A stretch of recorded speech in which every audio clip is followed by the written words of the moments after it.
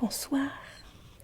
Aujourd'hui, je vous invite à écouter une histoire un peu particulière, puisqu'elle est à voix chuchotée, suivant la technique artistique de l'ASMR. Le but est de favoriser la détente, ou de se rappeler les histoires qu'on nous racontait lorsqu'on était petit, avant de nous coucher. Mais avant de vous plonger dans cette douceur, laissez-moi vous dire quelques mots à propos du fonds patrimonial de la médiathèque de Melun, ainsi que d'un personnage ayant beaucoup contribué à rassembler de nombreux ouvrages anciens, Monsieur Auguste Vincent.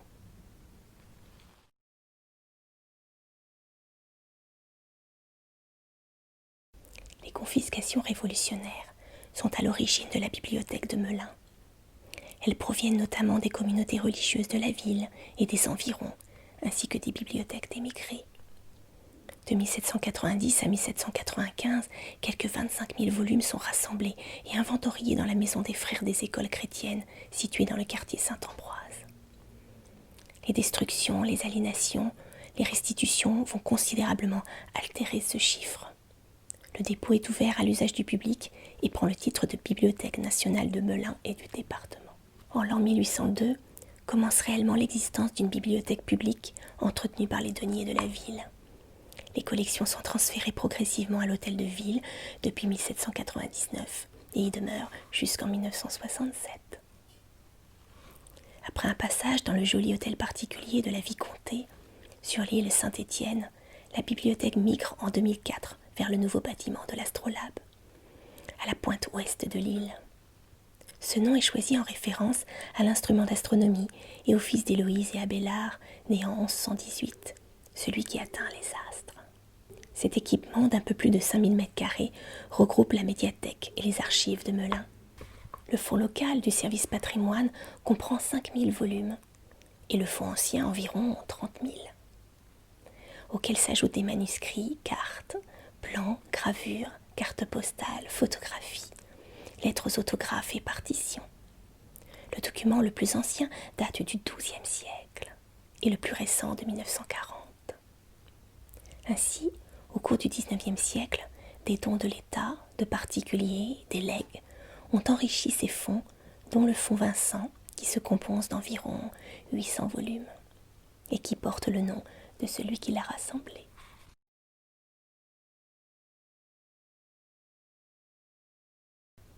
Auguste Vincent est né en 1829 à Paris.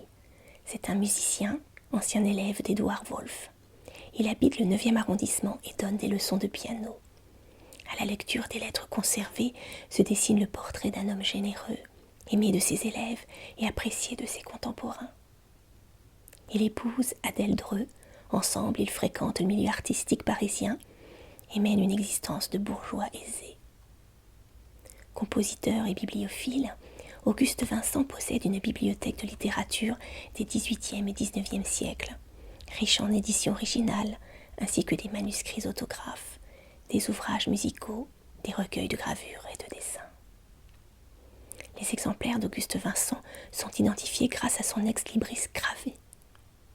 Et sur la plupart des volumes reliés, son monogramme, formé de ses initiales. Grâce à Adèle, la majorité de ses ouvrages bénéficient de la luxueuse reliure de Pierre Marcellin Lortic. La musique et la littérature sont les sujets favoris du compositeur, avec une prédilection pour les autographes des célèbres contemporains et un intérêt pour l'édition illustrée. En 1887, Auguste Vincent souffre d'une angine de poitrine. Très affaibli, il meurt le 8 juillet 1888, à l'âge de 58 ans. Il est inhumé dans le cimetière sud de Melun, près de la tombe de ses parents qui vécurent à Melun, rue Saint-Ambroise. Adèle, son épouse, perpétue le souvenir de son mari. Ainsi, en 1891, la bibliothèque de Melun reçoit un premier don de Madame Auguste Vincent, 4 ans après le décès de celui-ci. Décédée en 1918, Adèle lègue à la ville de Melun le reste des collections, ainsi que des objets divers conservés aujourd'hui à la médiathèque et au musée.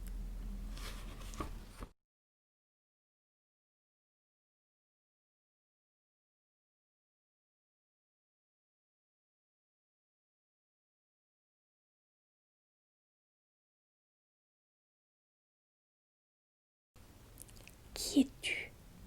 Et pourquoi ton amour fait-il tant de mal?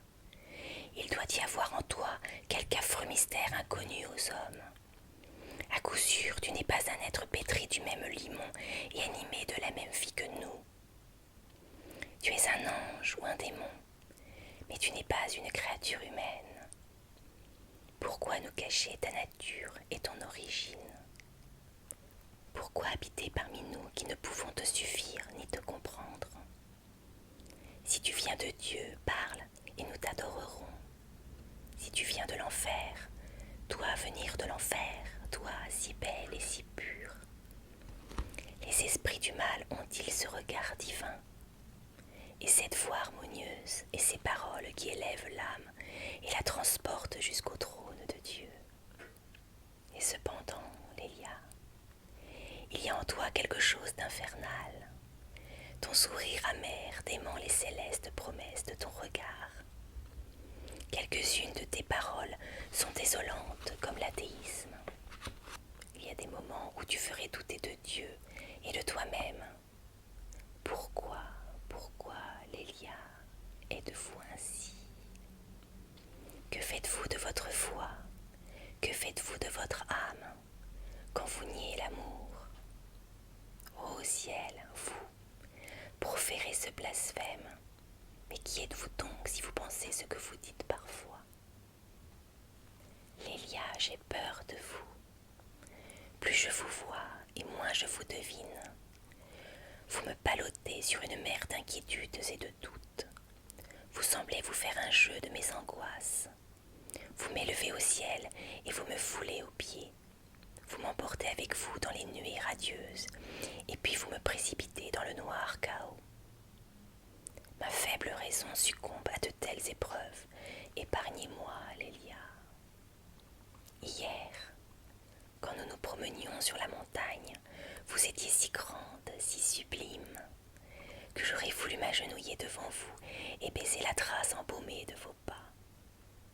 Quand le Christ fut transfiguré dans une nuée d'or et sembla nager aux yeux de ses apôtres dans un fluide embrasé, ils se prosternèrent et dirent « Seigneur, vous êtes bien le Fils de Dieu. » Cet homme qui marche avec nous, qui parle comme nous, qui va souper avec nous, est-il donc le même que nous venons de voir, enveloppé de voiles de feu et tout rayonnant de l'Esprit du Seigneur? Ainsi fais-je avec vous, Lélia. À chaque instant, vous vous transfigurez devant moi. Et puis, vous dépouillez la divinité pour redevenir mon égal. Et alors, je me demande avec effroi si vous n'êtes point quelque puissance céleste, quelque prophète nouveau, le Verbe incarné encore une fois sous une forme humaine. Et si vous agissez ainsi pour éprouver notre foi et connaître parmi nous les vrais fidèles. Mais le Christ, cette grande pensée personnifiée, ce type sublime de l'âme immatérielle qui était toujours au-dessus de la nature humaine qu'il avait revêtue. Il avait beau redevenir homme, il ne pouvait se cacher si bien qu'il ne fut toujours le premier entre les hommes. Vous, Lélia, ce qui m'effraie, c'est que quand vous descendez de vos gloires, vous n'êtes plus même à notre niveau. Vous tombez au-dessous de nous-mêmes et vous semblez ne plus chercher à nous dominer que par la perversité de votre cœur. Par exemple, qu'est-ce que donc cette haine profonde, cuisante, inextinguible que vous avez pour notre race? Peut-on aimer Dieu comme vous faites et détester si cruellement ses œuvres? Comment accorder ce mélange de foi sublime et d'impiété endurcie, ces élans vers le ciel et ce pacte avec l'enfer?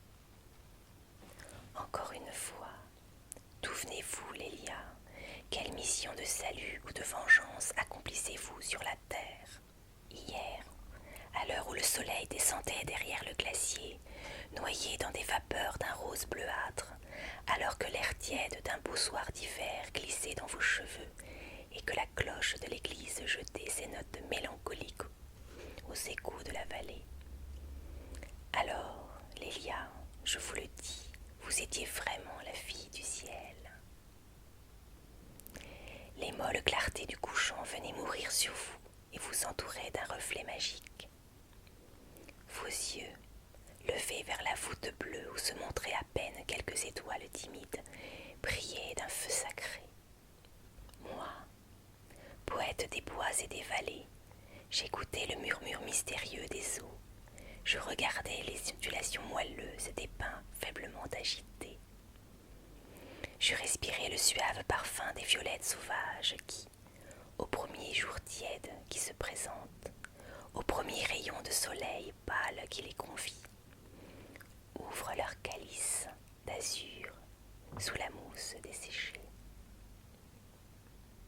Mais vous ne songiez point à tout cela, ni les fleurs, ni les forêts, ni le torrent n'appelait vos regards. Nul objet sur la terre n'éveillait vos sensations. Vous étiez tout au ciel. Et quand je vous montrais le spectacle enchanté qui s'étendait sous nos pieds, vous me dites en élevant la main vers la voûte éthérée: regardez cela, ô Lélia. Vous soupiriez après votre patrie, n'est-ce pas? Vous demandiez à Dieu pourquoi il vous oubliait si longtemps parmi nous. Pourquoi il ne vous rendait pas vos ailes blanches pour monter à lui? Mais hélas, quand le froid qui commençait à souffler sur la bruyère nous eut forcés de chercher un abri dans la ville, quand, attiré par les vibrations de cette cloche, je vous priais d'entrer dans l'église avec moi et d'assister à la prière du soir, pourquoi, Lélia, ne m'avez-vous pas quitté?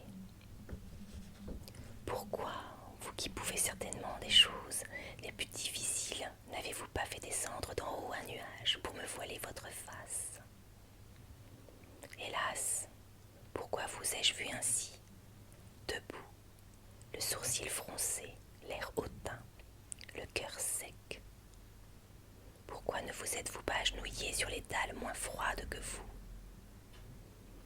Pourquoi n'avez-vous pas croisé vos mains sur ce sein de femme que la présence de Dieu aurait dû remplir d'attendrissement ou de terreur? Pourquoi ce calme superbe et ce mépris apparent pour les rites de notre culte? N'adorez-vous pas le vrai Dieu, Lélia? Venez-vous des contrées brûlantes où l'on sacrifie à Brahma ou des bords de ces grands fleuves sans nom, où l'homme implore l'esprit du mal plutôt que celui du bien? Car nous ne savons ni votre famille, ni les climats qui vous ont vu naître. Nul ne le sait, et le mystère qui vous environne nous rend superstitieux malgré nous. Vous, insensibles, vous, impies. Oh, cela ne se peut pas. Mais dites-moi, au nom du ciel, que devient donc à ces heures terribles cette âme, cette grande âme où la poésie ruisselle, où l'enthousiasme déborde et dont le feu nous gagne et nous entraîne au-delà de tout ce que nous avions senti? À quoi songiez-vous hier? Qu'aviez-vous fait de vous-même quand vous étiez là, muette et glacée dans le temple, debout comme le pharisien, mesurant Dieu sans trembler, sourde aux saints cantiques, insensible à l'encens, aux fleurs effeuillées, aux soupirs de l'orgue, à toute la poésie du saint lieu? Et comme elle était belle pourtant cette église imprégnée d'humides parfums, palpitante d'harmonie sacrée, comme la flamme des lampes d'argent s'exhalait blanche et mate dans les nuages d'opale du pain-joint embrasé, tandis que les cassolettes de vermeil envoyaient à la voûte les gracieuses spirales d'une fumée odorante. Comme les lames d'or du tabernacle s'élevaient, légères et rayonnantes, sous le reflet des cierges. Et quand le prêtre, ce grand et beau prêtre irlandais dont les cheveux sont si noirs, dont la taille est si majestueuse, le regard si austère et la parole si sonore, descendit lentement les degrés de l'autel, traînant sur les tapis son long manteau de velours. Quand il éleva sa grande voix, triste et pénétrante comme les vents qui soufflent dans sa patrie, quand il nous dit, en nous présentant l'ostensoir étincelant, ce mot si puissant dans sa bouche. Adoremus. Alors, Lélia, je me sentis pénétrée d'une sainte frayeur, et me jetant à genoux sur le marbre, je frappai ma poitrine et je baissai les yeux. Mais votre pensée est si intimement liée dans mon âme à toutes les grandes pensées que je me retournai presque aussitôt vers vous pour partager avec vous cette émotion délicieuse. Ou peut-être que Dieu maintenant me le pardonne pour vous adresser la moitié de ses humbles adorations. Mais vous étiez debout. Vous n'avez pas plié le genou, vous n'avez pas baissé les yeux. Votre regard superbe s'est promené, froid et scrutateur, sur le prêtre, sur l'hostie, sur la foule prosternée. Rien de tout cela ne vous a parlé. Seule, toute seule parmi nous tous, vous avez refusé votre prière au Seigneur. Seriez-vous donc une puissance au-dessus de lui? Eh bien, Lélia, que Dieu me le pardonne encore. Pendant un moment je l'ai cru, et j'ai failli lui retirer mon hommage pour vous l'offrir. Je me suis laissé éblouir et subjuguer par la puissance qui était en vous. Hélas, il faut l'avouer, je ne vous vis jamais plus belle. Pâle comme une des statues de marbre blanc qui veillent auprès des tombeaux, vous n'aviez plus rien de terrestre. Vos yeux brillaient d'un feu sombre, et votre vaste front, dont vous aviez gardé vos cheveux noirs, s'élevait, sublime d'orgueil et de génie, au-dessus de la foule, au-dessus du prêtre, au-dessus de Dieu même. Cette profondeur d'impiété était effrayante, et à vous voir ainsi toisé du regard, l'espace qui est entre nous et le ciel, tout ce qui était là se sentait petit. Milton vous avait-il vu quand il fit si noble et si beau le front foudroyé de son ange rebelle? Faut-il vous dire toutes mes terreurs? Il m'a semblé qu'à l'instant où le prêtre debout, élevant le symbole de la foi sur nos têtes inclinées, vous vit devant lui, debout comme lui, seul avec lui au-dessus de tous. Oui, il m'a semblé qu'alors son regard profond et sévère, rencontrant votre impassible regard, s'est baissé devant lui. Il m'a semblé que ce prêtre pâlissait, que sa main tremblante ne pouvait plus soutenir le calice et que sa voix s'éteignait dans sa vaste poitrine. Est-ce là un rêve de mon imagination troublée, ou bien un effet d'indignation a-t-elle suffoqué le ministre du Très-Haut lorsqu'il vous a vu ainsi résister à l'ordre émané de sa bouche? Ou bien, tourmenté comme moi par une étrange hallucination, a-t-il cru voir en vous quelque chose de surnaturel? Une puissance évoquée du sein de l'abîme ou une révélation envoyée du ciel?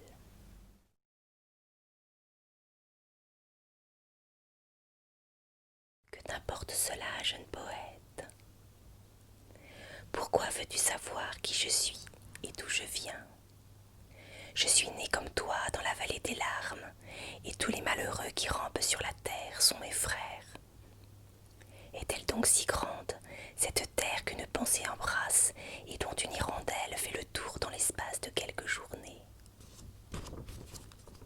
Que peut-il y avoir d'étrange et de mystérieux dans une existence humaine?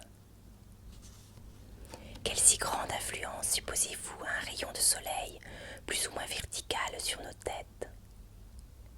Allez, ce monde tout entier est bien loin de lui. Il est bien froid, et bien pâle, et bien étroit. Demandez au vent combien il lui faut d'heures pour le bouleverser d'un pôle à l'autre. Fussé-je né à l'autre extrémité, il y aurait encore peu de différence entre toi et moi. Toutes condamnées à souffrir, toutes faibles, incomplets, blessés, par toutes nos jouissances, toujours inquiets, avides d'un bonheur sans nom, toujours hors de nous. Voilà notre destinée commune, voilà ce qui fait que nous sommes frères et compagnons sur la terre d'exil et de servitude. Vous demandez si je suis un être d'une autre nature que vous. Croyez-vous que je ne souffre pas? J'ai vu des hommes plus malheureux que moi par leurs conditions, qui l'étaient beaucoup moins Les hommes n'ont pas la faculté de souffrir au même degré. Aux yeux du grand artisan de nos misères, ces variétés d'organisation sont bien peu de choses sans doute. Pour nous, dont la vue est si bornée, nous passons la moitié de notre vie à nous examiner les uns les autres et à tenir note des nuances que subit l'infortune en se révélant à nous. Tout cela, qu'est-ce que devant Dieu? Ce qu'est devant nous la différence entre les brins d'herbe de la prairie. C'est pourquoi je ne prie pas Dieu. Que lui demanderai-je? Qu'il change ma destinée. Il se rirait de moi, qu'il me donne la force de lutter contre mes douleurs. Il l'a mise en moi, c'est à moi de m'en servir. Vous demandez si j'adore l'esprit du mal. L'esprit du mal et l'esprit du bien, c'est un seul esprit. C'est Dieu, c'est la volonté inconnue et mystérieuse qui est au-dessus de nos volontés. Le bien et le mal, ce sont des distinctions que nous avons créées. Dieu ne les connaît pas plus que le bonheur et l'infortune. Ne demandez donc ni au ciel ni à l'enfer le secret de ma destinée. C'est à vous que je pourrais reprocher de me jeter sans cesse au-dessus et au-dessous de moi-même. Poète, ne cherchez pas en moi ces profonds mystères. Mon âme est sœur de la vôtre. Vous la contristez, vous l'effrayez en la sondant ainsi. Prenez-la pour ce qu'elle est, pour une âme qui souffre et qui attend. Si vous l'interrogez si sévèrement, elle se repliera sur elle-même et n'osera plus s'ouvrir à vous.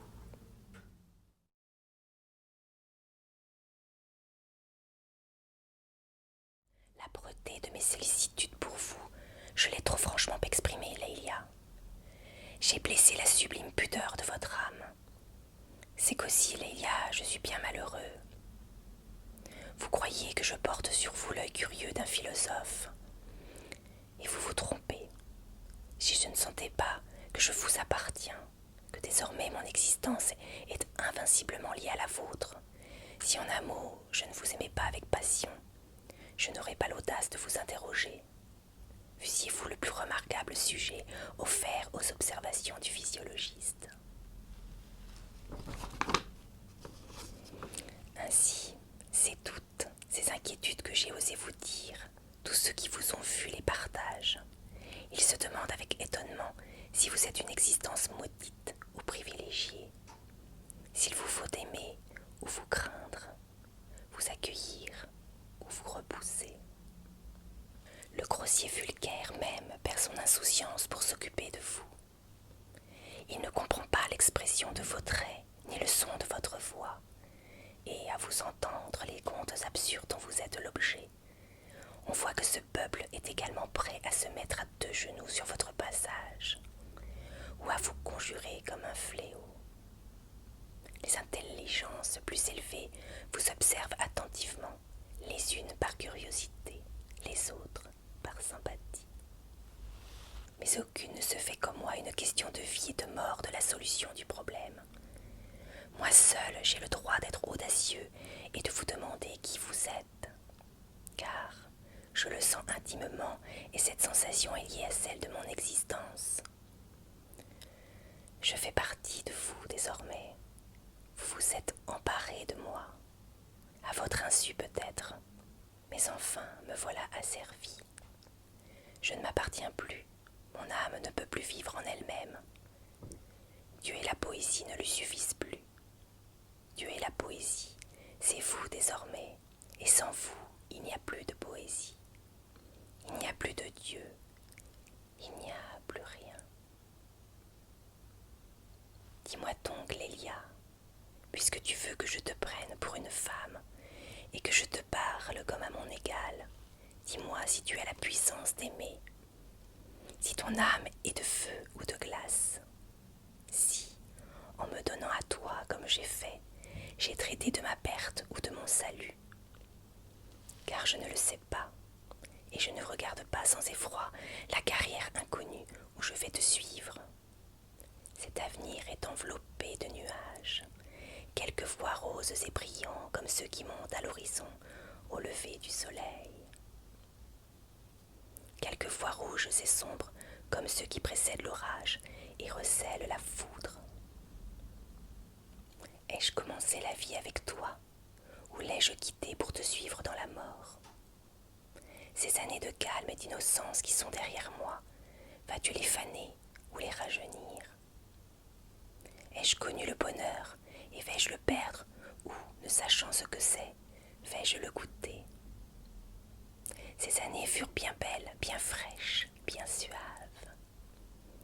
Mais aussi elles furent bien calmes, bien obscures, bien stériles. Qu'ai-je fait que rêver, attendre et espérer depuis que je suis au monde? Vais-je produire enfin? Feras-tu de moi quelque chose de grand ou d'abject? Sortirai-je de cette nullité, de ce repos qui commence à me peser? En sortirai-je pour monter ou pour descendre? Voilà ce que je me demande chaque jour avec anxiété, et tu ne me réponds rien, Leïlia. Et tu sembles ne pas douter qu'il y a une existence en question devant toi, une destinée inhérente à la tienne, et dont tu dois désormais rendre compte à Dieu. Insoucieuse et distraite, tu as saisi le bout de ma chaîne, et à chaque instant tu l'oublies, tu la laisses tomber.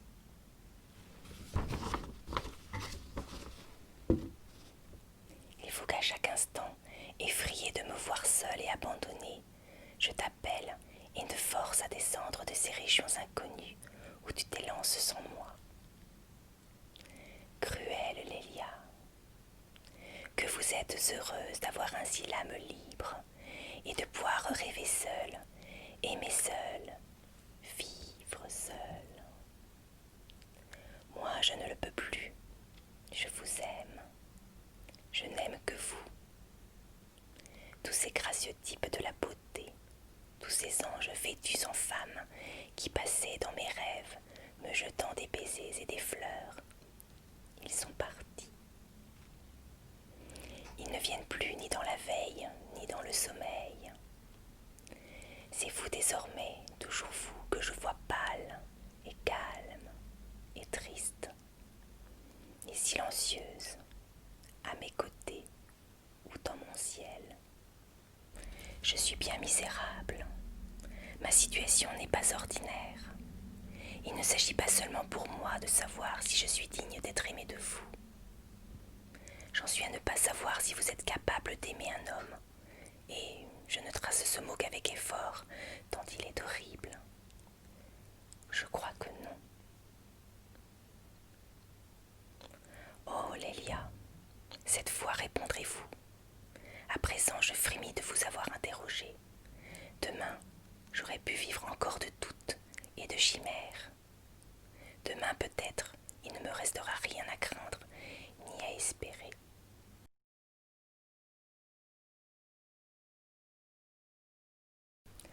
Enfant que vous êtes, à peine vous êtes né et déjà vous êtes pressé de vivre. Car il faut vous le dire, vous n'avez pas encore vécu, Sténio. Je vous définirai la vie en 2 mots, mais plus tard. Pourquoi donc tant vous hâter? Craignez-vous de ne pas arriver à ce but maudit où nous échouons tous? Vous viendrez vous y briser comme les autres, Sténio. Prenez donc votre temps, faites l'école buissonnière, et franchissez le plus tard que vous pourrez le seuil de l'école où on apprend la vie. Heureux enfant qui demande où est le bonheur, comment il est fait, s'il l'a goûté déjà, s'il est appelé à le goûter un jour. Ô profonde et précieuse ignorance! Je ne te répondrai pas, Sténio. Ne crains rien, je ne te flétrirai pas au point de te dire une seule des choses que tu veux savoir. Si j'aime, si je puis aimer, si je te donnerai du bonheur, si je suis bonne ou perverse, si tu seras fait grand par mon amour ou anéanti par mon indifférence. Tout cela, vois-tu, c'est une science téméraire que Dieu refuse à ton âge et qu'il me défend de te donner. Attends. Je te bénis, jeune poète, dors en paix. Demain viendra, beau comme les autres jours de ta jeunesse, du plus grand bienfait de la Providence, le voile qui cache l'avenir.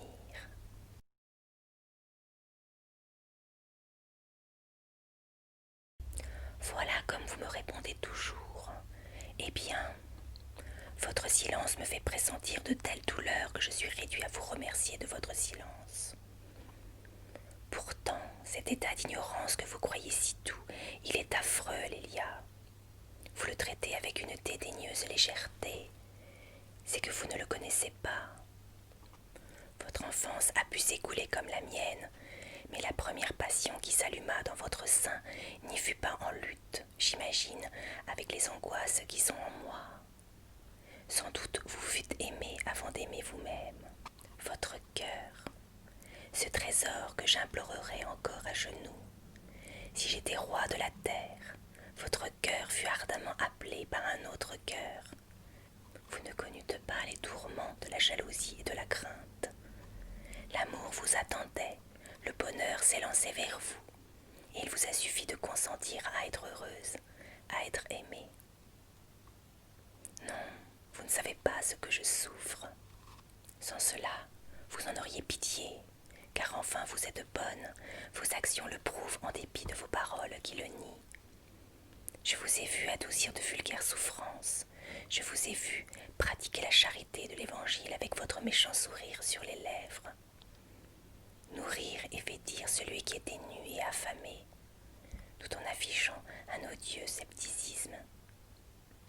Vous êtes bonne d'une bonté native, involontaire et que la froide réflexion ne peut pas vous ôter. Si vous saviez comme vous me rendez malheureux, vous auriez compassion de moi. Vous me diriez s'il faut vivre ou mourir. Vous me donneriez tout de suite le bonheur qui enivre ou la raison qui console.